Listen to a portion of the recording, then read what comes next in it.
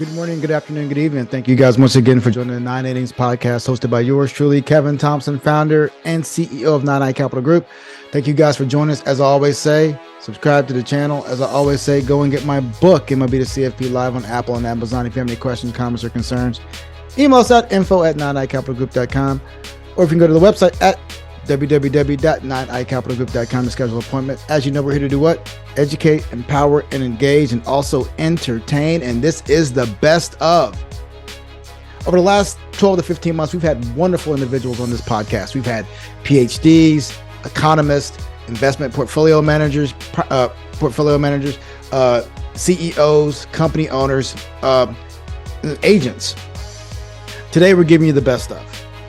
The best of what we have had over the last 15 months of some of the smartest people on Wall Street and Main Street. So I hope you enjoy. Thank you for all of you who have given your time and energy to our podcast and making it what it is today. But today is the best of the 9 Innings Podcast. I hope you enjoy. Let's get it.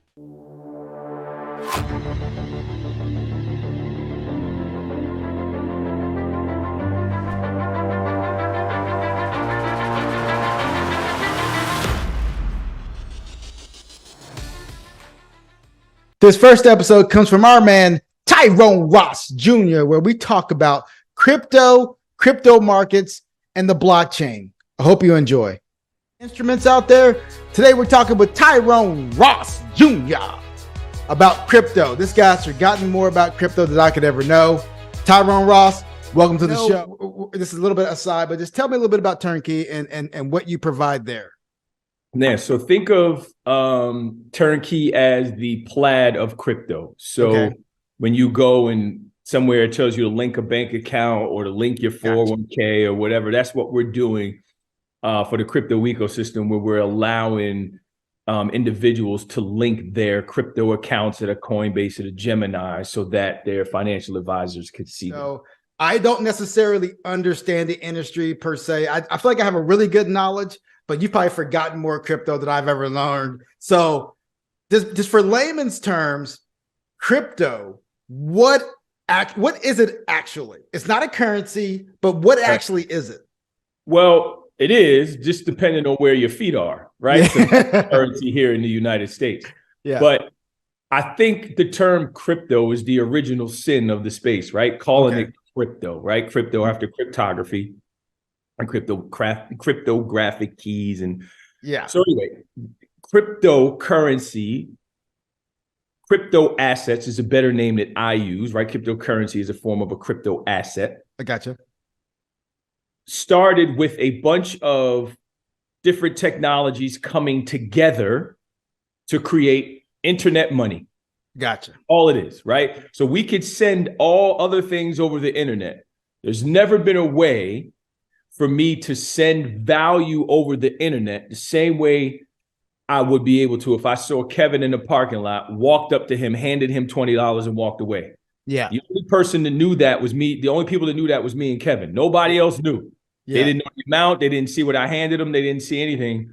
You were never able to do that over the internet. So just the basic way to think about it is it started as internet money, and now it's evolved into an entire ecosystem. My understanding is that most banks, say for example, JP Morgan, they have their own internal blockchain, right? Yep. So how is that different than the larger scale blockchain? We'll just start there. Like, how is that different in regards to the JP Morgan blockchain versus just the larger Bitcoin exchange? Yep. So think of it this way, right? So again, for those out there, a blockchain is just a fancy database. Mm-hmm. Right? That's all. It records information and transactions. It's a ledger. Mm-hmm. It's a clock. It's a lot of different things. To understand Bitcoin is to know you don't understand it. Yeah, exactly. Right? There's two types. There's permission, like JP Morgan's, which is they get to determine what makes it to the blockchain, what it's used for, whatever. There's permissionless, like Bitcoin, where you don't need anybody's permission. No one controls it. It's just technology that runs out there. It's a base layer that folks use to transfer any value anywhere anytime to anybody without a JP Morgan involved. So that's the best way to explain it. The next episode comes from Wealth.com and Danny Lorfink. We talk about estate planning, the importance of estate planning, and why everyone may need an estate plan. We've partnered with Wealth.com this year. We've done wonderful. They've done wonderful for us as a fintech firm. Thank you, Wealth.com, and we appreciate your service. And thank you once again, Danny Lorfink of Wealth.com. We're going to educate you on what you can do to get this in order. Let's get Danny Lorfink from Wealth.com. Danny, thank you so much for your time today, my friend. Thank you, Kevin. It's great to be here. Appreciate it, man. So we all know the benefits of the estate planning process, right? I mean, most people on our side of the fence, whether it be the advisors or the fintech firms, like we understand that there's a huge benefit, but we also understand that a lot of our clients don't necessarily feel that way, because I can't tell you how many times where I'll say, hey, do you have a will? Do you have a medical power of attorney? I mean, people just don't have that in their lives. So, I mean, you guys are trying to are filling a niche or a need in this world. So talk to me a little bit about Wealth.com and how you guys are filling that niche. Yeah, for sure. And first, let me just take it a little bit back. So the reason why we created Wealth.com was entirely out of a need. Mm-hmm. So my co-founders, they scaled a company globally, sold their business. So they had this big liquidity event, and then they had to create their own estate plans. And who told them to create their estate plan? It was their financial advisor, right? Yeah. The number one reason why people create estate plans is by the advice of their financial advisor. But the process was this long, laborious, and expensive process. And it really doesn't need to be. It's just that the industry hasn't evolved past the times of Cicero, frankly. Yeah. I mean, it's still very much a pen and paper industry. And when you look at what trust and estate attorneys are doing, they're never writing new language. Like, they all have their preferred forms. They all have their preferred provisions that they're going to slot into the document if it matches up with a certain client circumstance. So this is really a space that is ripe for disruption to get more people into the fold. So you're talking about clients that don't have estate plans. Well, 50% of clients of financial advisors don't have estate plans. That's a little better than the national percentage, where 68% of Americans don't have an estate plan, but still, it ain't good. Yeah. So how do you overcome that hump, and how do you as the advisor facilitate getting your client's plan in order? Because at the end of the day, most advisors are not just promising to allocate assets. They're saying, hey, I'm doing holistic wealth planning for you. And part of that holistic wealth planning is generational wealth transfer. And your financial plan needs to be informed by what comes next. What happens when you pass away? How are assets going to transition to your next of kin, to the folks that you want to leave your legacy to? It's taking a complex strategy and making it more accessible to the lay individual. And you guys have done a phenomenal job at that. But from a disruption standpoint, you're absolutely right. Most of it's boilerplate. Most of it's the same language across all these different, categories like estate plans, medical power of attorneys, and all of that. And then why should someone have to sit through hours and hours of just of meetings with an attorney and get charged $6,000 to $7,000 for something that they can basically get? If you just boilerplate it for me, I can give you the information. You can create something for me. So you guys are filling that need indeed, for sure.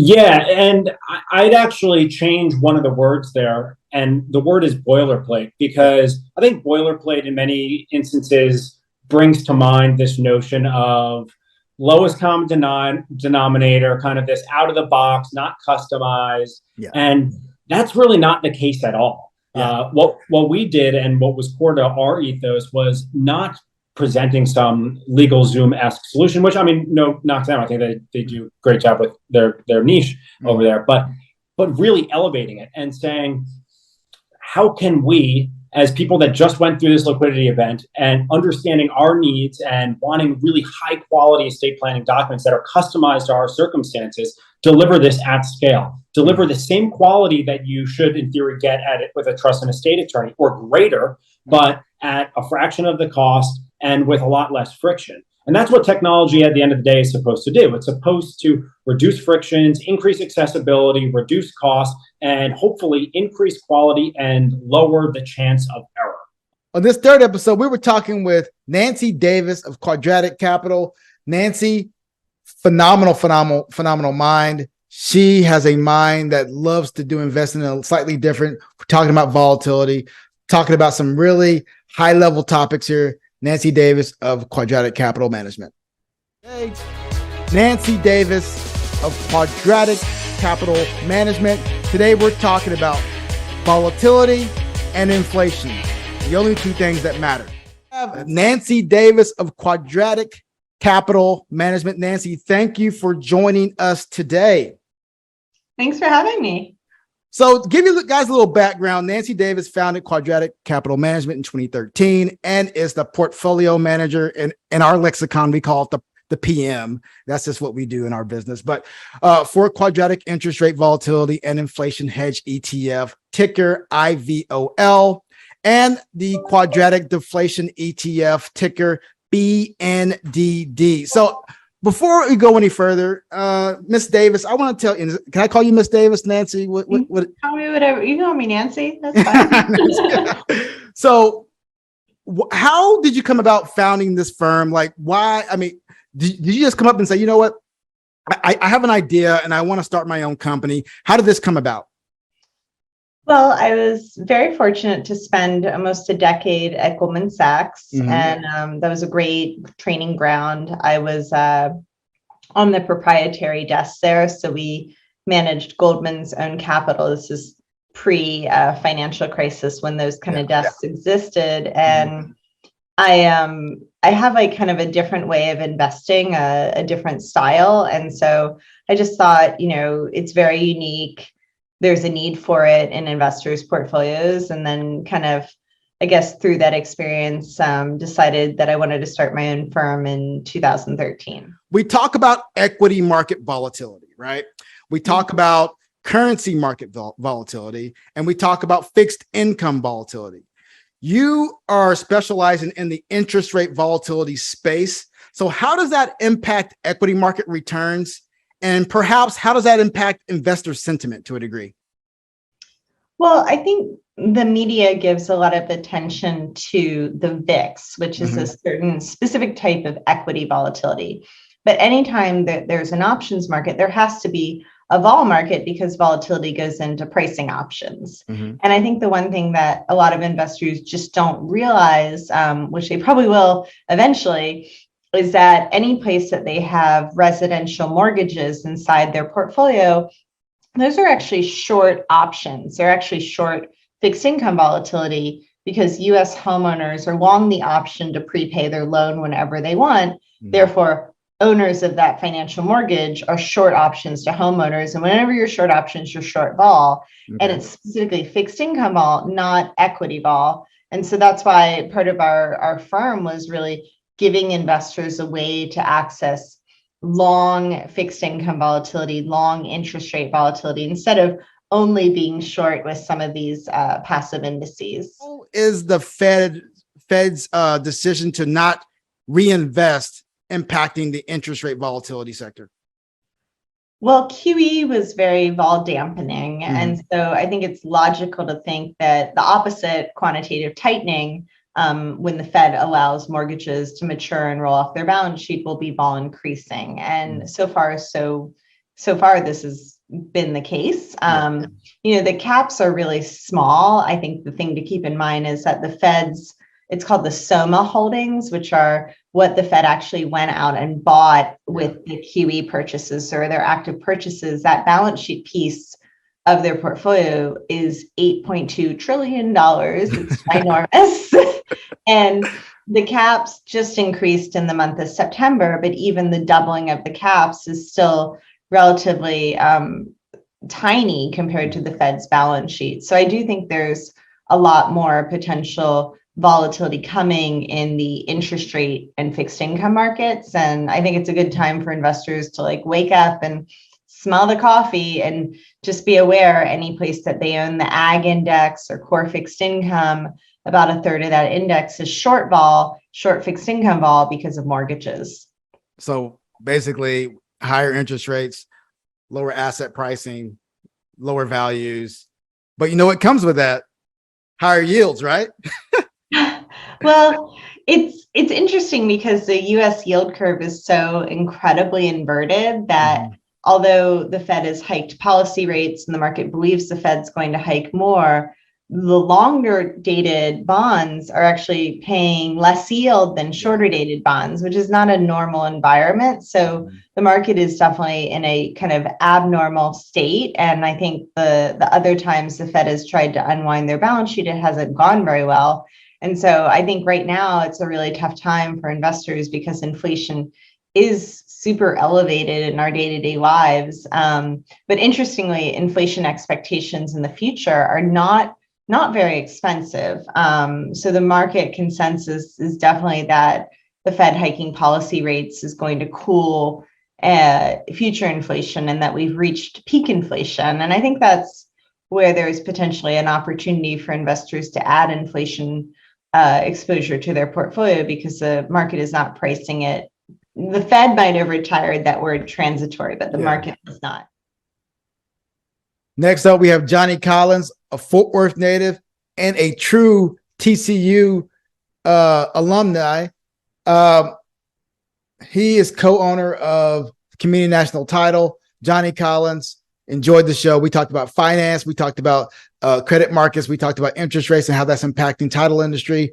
Johnny Collins, thank you for your time. TCU legend. This is for Horned Frog Nation, Mr. Johnny Collins. Johnny Collins, TCU legend, Hall of Famer, Johnny Collins. Let's get it. I have Johnny Collins on the Innings Podcast today. Johnny, thank you for taking some time just to speak with us a little bit about finance, a little bit about just everything that's going on today, man. Thank you for joining us. Absolutely. Thank you for having me. Hey, so look, before we get started, I want to talk to you about TCU because when I look at all the accolades you have from TCU and what Horned Frog Nation means for not only just for you, but just for the Fort Worth area in general. Yeah. I mean, talk to me a little bit about TCU, what it means to you. And because we both kind of went there at the same time. If you don't know, I was there only for a semester, so I consider myself a Horned Frog. But tell me a little bit about, your time at TCU before we get started in the nuts and bolts of this. Just had an amazing experience athletically, and we achieved a lot of good stuff and made a bunch of great memories and friends. Most of them I still talk to weekly, if you will. So, and then I grew up right down the street from TCU. So it was just kind of an extension of really, I hate to say it this way, but it's really kind of an extension of who I am, how I was raised. And it's a big part of my life. So, look, man, I don't know what else to tell you. I've been a frog for a long time. Just empowerment, right? It's Black History Month. And we have powerful individuals on this call today. We have two Black business owners, right? Two African-American business owners. And this conversation today is going to be rooted around just seeing something different, right? Because yes, I played in the major leagues. Yes, Johnny was a great athlete, but it's bigger than that, right? Right now, we're business owners, and being in this light and having this microphone to be able to talk to our community about how we're ascending and providing value. Yeah, I think this is a crucial conversation, man. So I appreciate having you today. No, thanks again for having me. And I agree with you. So, Community National Title. Tell me a little bit about your business. We've been able to do some beautiful things. I always say title is the only insurance that insures the past. Mm-hmm. Any other insurance that you get is going to insure the future. We insure the past. We basically make sure that when people go to close on a house or on a real estate transaction, we make sure that the agreement, which is documented by the contract involved, is followed to a T. It keep both parties actually safe. We have a fiduciary duty to take care of the money and just make sure people do what they say they're going to do based on the contract. And we do that. We've been able to do it really well. And here we are. So I'm thankful. So what are some of the things that you wish you would have known before you walked off into the business? Like you just mentioned that, there's a lot of things we didn't know. Would you have changed anything in regards to the preparation of just saying that we're just going to start a title agency? I mean, that's kind of a trick question because absolutely I would have changed it. If I knew then what I know now, yes. Mm-hmm. But if I had known then what I know now, I probably wouldn't be here. Yeah. It's one thing that I believe in. I believe in just do it anyway. No matter what. Don't let your lack of stop you in spite of. Right. Just do it anyway. Wow. And sometimes I feel like you just got to do it anyway, and that'll keep you from thinking too much. Yeah. And getting to a place to where you just become afraid, and then you become stagnant, and then you just like never mind, it won't work anyway. Yeah. If we had a thought about it and knew really what we were getting into, we probably would not have done the financial side of things. Sure. Interest rates have gone from 0 to almost 5 in a matter of 13, 14, 15 months. How is that impacting your business in regards to title loans or just the title industry in general, in regards to people buying properties and the when you're at 0 to 2%, and people was probably buying and selling properties all day long, right? But now it's at 5, it becomes a little bit more difficult. So what do you guys see? The misnomer is people are still buying properties all day long. Mm-hmm. Everybody is just not buying properties all day long. It's funny because I closed on a personal property. I did a refinance last month, and I think my interest rate was 6%. I was looking this morning on an investment property. That same interest rate is at now 5.1%. Yeah. So interest rates are coming back.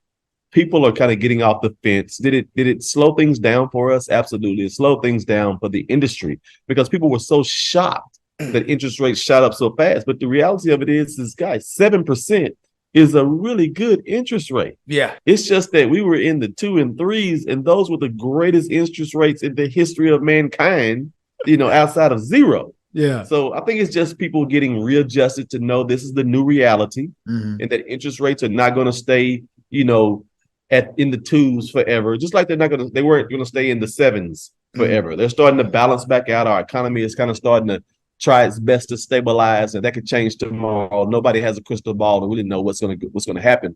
Yeah. But as it pertains to real estate purchases, our country needs people mm-hmm. to go out and make the 30-year note strong. The best way to do that is let folks buy houses. So I'm encouraged. I've never been discouraged throughout this process. I feel like even more folks are getting ready to refinance and purchase homes. So I think we're in a great place. On for his second interview, Ron Insana, 10 Minutes with Ron, a wonderful episode, a wonderful opportunity. We talked about markets back in November of 2022. We talked about interest rates. We talked about how the Fed may impact overall markets. Some of it came to fruition. Some of it may not have. But again, a lot of intellectual property here. Thank you, Ron Insana, for your impact on our show. And here's a clip from that episode. CNBC contributor, Ron Insana. We're talking those damn Yankees. We're talking inflation, and we're talking the USD. Here's an interview with Ron Insana. 10 Minutes with Ron. Ron Insana, CNBC contributor and a friend of the show. Ron, thank you for joining us today, my friend. Absolutely. Hey, I got a couple questions for you. Great CPI print today. I know the market's trying to rally off the back of that. I don't know why the market wants it so badly. I know they're afraid that the Federal Reserve will over tighten and cause a recession. What are your impressions of today's CPI number and the market expectations? So, what's interesting is I saw somebody put up some great data. So if you take the last 4 months of CPI annualized, mm-hmm. by next year, you're at a 2.7% inflation rate. Bingo. Right. That's the whole thing right there. Yeah. Right. So, and there are reasons to believe that we're not going to see much upward pressure on inflation going forward. Yeah. So the first relief is the Fed doesn't go 75 basis points or 3/4 of a point in December. They probably go 50. We're starting to hear from Fed officials that it's time to slow down the pace and reduce the size of future increases. Eventually, we're going to hear them say it's time to stop and let the lagged effect of over 4 percentage points of rate increases work through the economy. It's already hit the real estate sector hard. So you know that rents are going to come down. You've already seen housing prices come down, big component of CPI. Energy's come down. Food will come down if we get a resolution to the war in Ukraine, at least for emerging market nations. Yeah. And we'll see, as supply chains continue to improve, which is already happening, mm-hmm. inflation will abate and the Fed will have done its job. The real question now is, have they threaded the needle so that it's a soft landing, or have they already done so much that we're getting a recession next year? That's the next critical question for markets. Well, historically, the Fed has always over tightened, always done more than enough, or more than their fair share. So what's stopping them from doing that exact same thing, right? Nothing. And we're, again, they raise rates so something breaks. We've seen the cryptocurrency market break meaningfully in the last 48 to 72 hours. Yeah. Don't know if that represents systemic risk, but the rest of the world's also weak. So there have been times in the past where the Fed's gone so far is that they create problems in other countries that force them to stop raising rates because the strength of the dollar is adversely affecting overseas economies, which we've already seen. Look, I think we're getting nearer the end of this process than we are in the middle of it. Yeah. And my guess is first 3 months of next year, the Fed will have completed its process. And then you're off to the races is an open question. What really matters is, have they thrown us into a recession? Do corporate earnings estimates have to come down a lot? And is that the final nail in the coffin for the bear market where we get another leg down and then the Fed starts to ease and we rip to the upside and it's a cyclical or secular bull market that starts all over again? Wow. Well, that'll be good for some of the political parties that are in session right now. I know we had a big event on the 7th with the elections and everything like that. I mean, I know some people may wanted a different outcome and all of that. We won't get into that, but you mentioned the dollar, and this will just be the last question because I know you have things you have to do. I've always have been a proponent of weak dollar. If the dollar, well, not a weak dollar proponent, but as the dollar weakens, the market's going to do better. So you're seeing that right now, the adverse effect. You're seeing the Euro USD almost at parity right now. You saw the pound in the USD almost go under parity, but go back above it. And then now you're seeing the yen and the USD kind of the yen starting to get some strength. So do you believe that the dollar weakness that it should happen if we lower rates? Could that be a boon for markets moving forward? Absolutely. I mean, for a couple of reasons. Number one, you just automatically reprice risk assets based on a weaker dollar and you reprice them higher. Number two, it takes pressure off foreign markets so that you're not exporting inflation into other countries. And number three, obviously it reflects the fact that the Fed's loosening rather than tightening, or at least stopping. And that's more of an all clear signal for risk assets. And you see how much rates drop today on the CPI print, and the dollar will follow rates as it often does. So instead of being up, 17% year to date, we've already pared back a full percentage point and change on the value of the dollar. Now, you don't want that to reverse too fast because that has its own set of problems associated with it. But by the same token, you do want the dollar to ease up for as all the reasons we suggested, so far. And then, it also makes emerging market investments that much more interesting because the dollar weakens. You get more bang for your buck when you're repatriating your profits from overseas markets that might rally in the face of a synchronized global recovery if that were to take place. And so then when the dollar starts falling, you start looking at EM, which is pretty beaten up this year. Yes. And again, it's 5 to 10% of somebody's portfolio typically, but that's where you can pick up a little extra VIG, if you will. Being the Sicilian that I am, I use that expression quite freely. But that could help juice your returns next year. And finally, the most requested episodes were the ones from Mr. Jonathan Clements of the Humble Dollar. He's a wealth of knowledge, a wonderful Humble Dollar blog that we've been on. Thank you, Mr. Clements, for having us on, writing for your blog as well. And thank you for impacting our show. We're going into the weeds, like my man James McGlynn would say.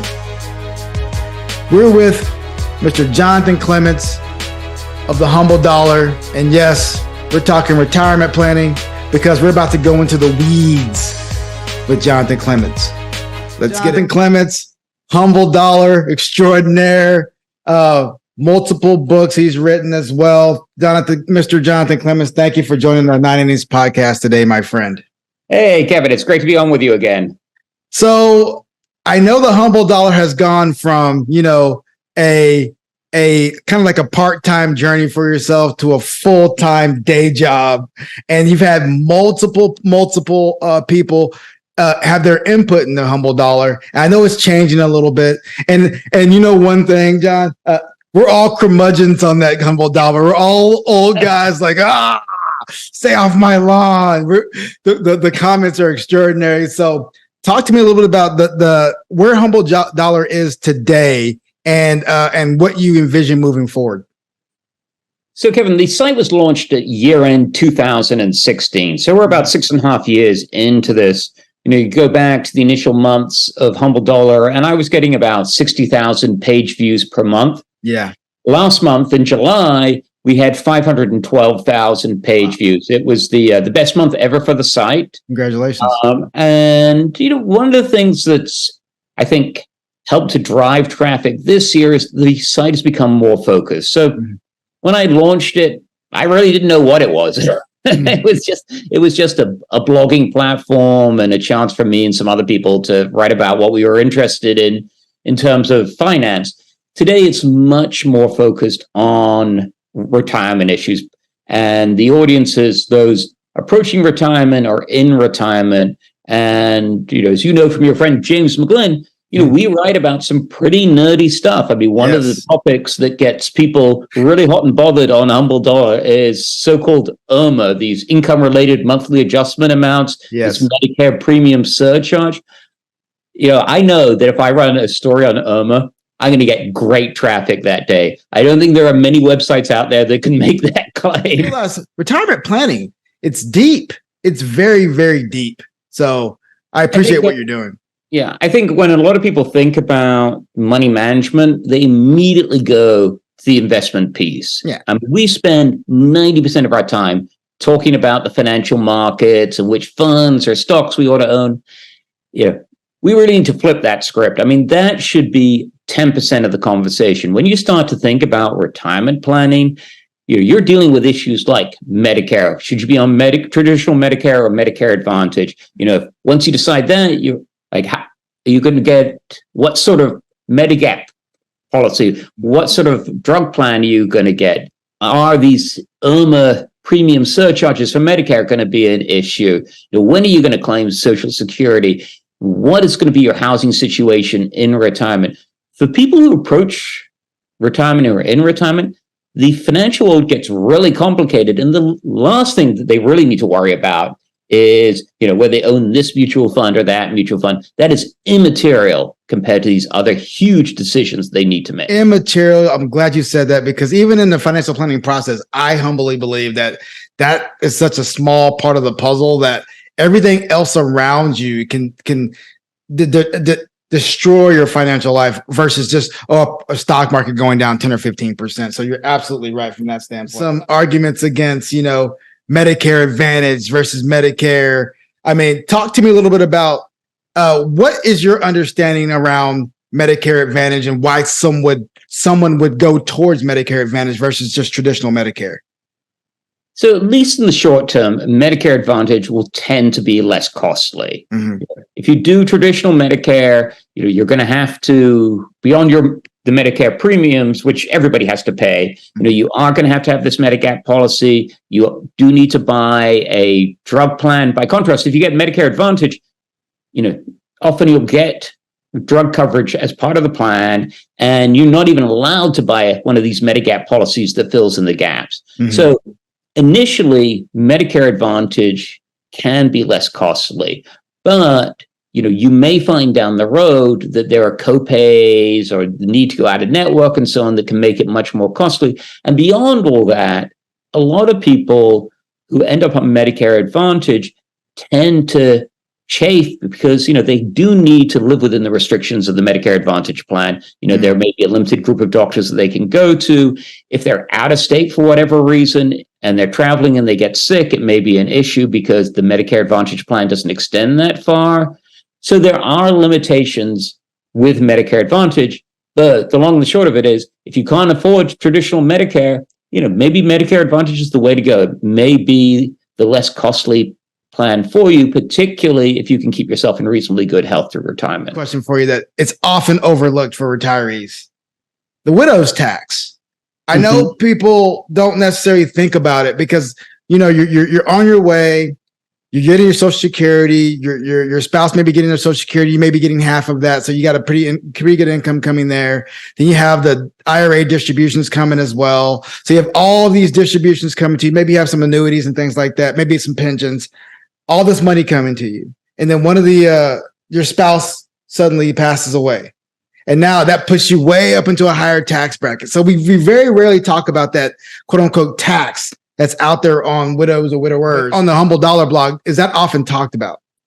It's come up a few times, and it is an interesting dilemma. So for people who are new to this, imagine that you have a certain income. Let's just say it's $100,000 a year, and you're getting taxed as a couple. You're going to be in a relatively low tax bracket. But then if one of you dies, suddenly you've got that $100,000 of income still, but you're getting taxed as a single individual. So suddenly your tax bill goes way up. Mm-hmm. Now, upon the death of the first spouse, there will be some reduction in income. One of your Social Security benefits will go away, though the larger benefit will be continued for the surviving spouse. Mm-hmm. Nonetheless, most people, despite that slight reduction in income, will end up in a higher tax bracket. And that's a bit of a shock because, even as you're paying this bigger tax bill, you are still often facing the same sort of costs. You still got the same house, you're paying the same property taxes and so on. So it can be an issue. And one thing that you want to think about early in retirement, particularly before you claim Social Security, before you get to those required minimum distributions, is whether you want to start doing some Roth conversions so that you have a pool of tax-free money that be used by the surviving spouse to maintain that standard of living after the first spouse dies. The most popular topic outside of Irma on the Humble Dollar as of, just say, 2022, 2023. What's been one of those topics that's been hot as, if I say this outside of Irma, if I say this, I know I'm going to get some readers in an uproar or getting them commenting. Well, one of the topics, and again, we are in nerdland here, Kevin, but one of the things that people get really excited about is the 4% rule. For people who are novices, the 4% rule was created by Bill Bengen back in the early 1990s. He did a study that said, essentially, if you withdraw 4% of your portfolio's value in the first year of retirement, and thereafter you step it up with the inflation rate, you should be able to make it through a 30-year retirement without depleting your portfolio. So that's the 4% rule. But people have been saying, well, 4% is too much because the stock market is much more richly valued now and bond yields are lower. Other people say, oh, you can do more than 4%. You need to tweak it by doing this or that. It goes on and on, Kevin. I mean, everybody's trying to find what the magic rule is. And I think what it comes down to is this. One, nobody in the history of the world has actually ever followed the 4% rule. Mm-hmm. Where they blindly withdraw 4% in the first year of retirement and then step up that amount every year with inflation. I mean, nobody in their right mind is going to do that when faced with, say, a huge stock market decline. Yes. We naturally cut back our spending. But second, and it follows on from that, most people don't need the same amount of money every year, and they are willing to be flexible. So potentially you could withdraw more than 4% in the first year if you're willing to make those cutbacks. And if we get a year like 2022, where the stock market goes down 25%, if you're flexible in your spending, if you say this year, we're just going to take the driving vacation rather than the big flight to Europe and the fancy vacation there, you can manage around that 4% rule. It's a great guideline, but you could potentially spend more than that in any given year as long as you're willing to cut back when we have rough financial times. Once again, it's been an incredible year, incredible journey. The beginning of our 9i Capital Group, RIA, here in the state of Texas. A wonderful beginning. And thank you to each and every one of you who have been on the podcast, whether you're on the best of or not. We appreciate you. Thank you so much for all of the education that you've provided, all the empowerment that you've provided, and all the engagement that we have received. Because as you know, we're here to do what? Educate, empower, and engage. Subscribe to this wonderful channel because we have more to come in 2024. If you have any questions, comments, or concerns, go to info@9icapitalgroup.com. You want to schedule an appointment, go to 9icapitalgroup.com and check us out. Stay humble. Stay safe. We'll see you again soon.